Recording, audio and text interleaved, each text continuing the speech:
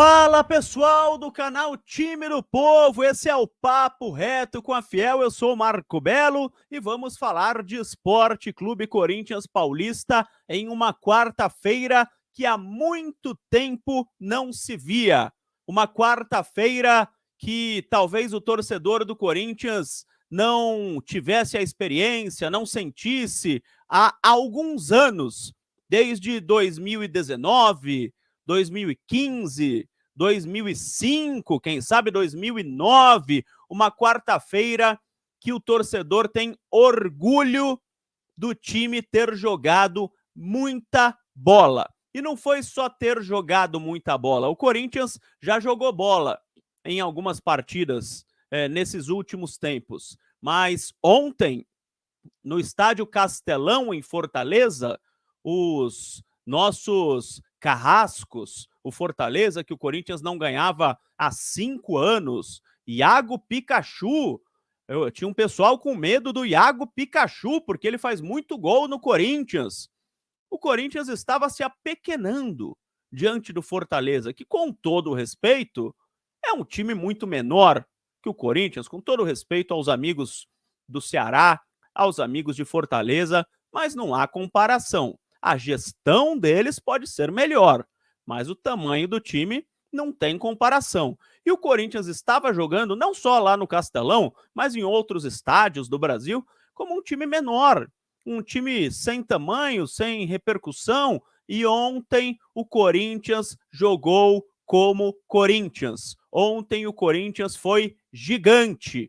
O Corinthians foi aquele time que a gente estava acostumado a ver. Quem é mais velho, como eu, por exemplo, na infância, ou quem é mais novo, talvez tenha ouvido falar, um time que joga contra qualquer equipe, em qualquer lugar do mundo, como um gigante.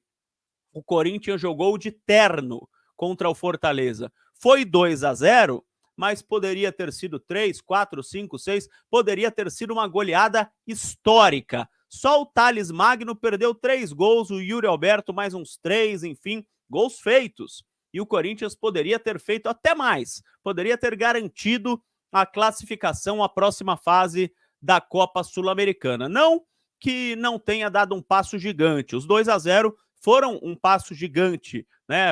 Muito difícil que o Fortaleza faça 3 gols terça-feira que vem na Neoquímica Arena, mas um 4-0, um 5-0, você pode pôr até o sub-20 em campo que você se classifica. Igor Coronado não precisa nem falar, né? Jogou de terno. Igor Coronado fez o que se esperava dele desde que ele foi contratado no início do ano, aquele meia que todo mundo ouviu falar, que destruía os jogos na Arábia Saudita, era o camisa 10, tocava a bola, chutava muito, fazia gol. Ontem ele fez tudo isso. Foi o maestro do time do Corinthians, um time misto do Corinthians. Isso é tão importante quanto tudo que eu falei até agora, né? Um time misto do Corinthians ainda contra os titulares do Fortaleza de Juan Pablo Vojvoda. O time de Ramon Dias venceu o Vojvoda. O experiente venceu o novato. E o Ramon Dias deixou o maestro corintiano, o Rodrigo Garro, no banco de reservas. E o Igor Coronado teve esta missão de ser o protagonista. Ele aceitou, matou no peito e pá, caixa, fez o gol, literalmente, inclusive fez um golaço, o primeiro do Corinthians na partida. Inclusive depois, na zona mista, o Igor Coronado teve personalidade. Ele falou, eu quero ser titular, quero ser protagonista, eu vim aqui para isso. Sempre fui titular nos times em que eu joguei e eu tô aqui para isso.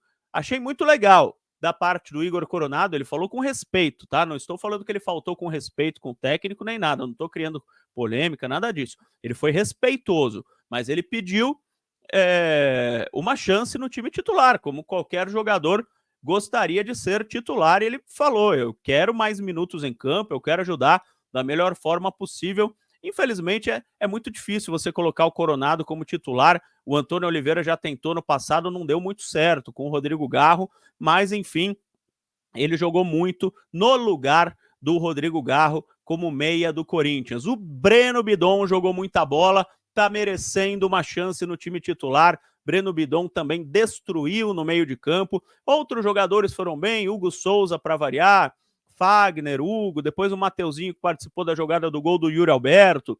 Aliás, Yuri Alberto um caso à parte, né?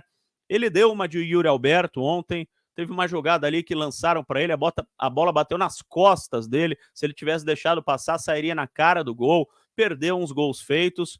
Aliás, o gol mais feito, quem perdeu foi o Thales Magno, né? Numa jogada do Coronado maravilhosa, ele chutou e o Thales Magno perdeu na cara do gol. Mas o Yuri Alberto perdeu uns gols, como sempre, mas fez o dele no final do jogo, fez o segundo gol do Corinthians e chegou ao 17º gol dele no ano, em 2024. É o artilheiro da equipe disparado. Depois vem o Romero na segunda colocação, mas ele já fez 17 gols. Então, com tudo isso que a gente fala, brinca com o Yuri Alberto, né, que fura, cai de bumbum no chão e tal, perde gol, com tudo isso, ele tem 17 gols no ano, 17 gols em 2024. Não é pouca coisa. Se você pegar todos os atacantes do futebol brasileiro, poucos marcaram tantos gols em 2024. Enfim, o Corinthians jogou uma partida gigante ontem em Fortaleza,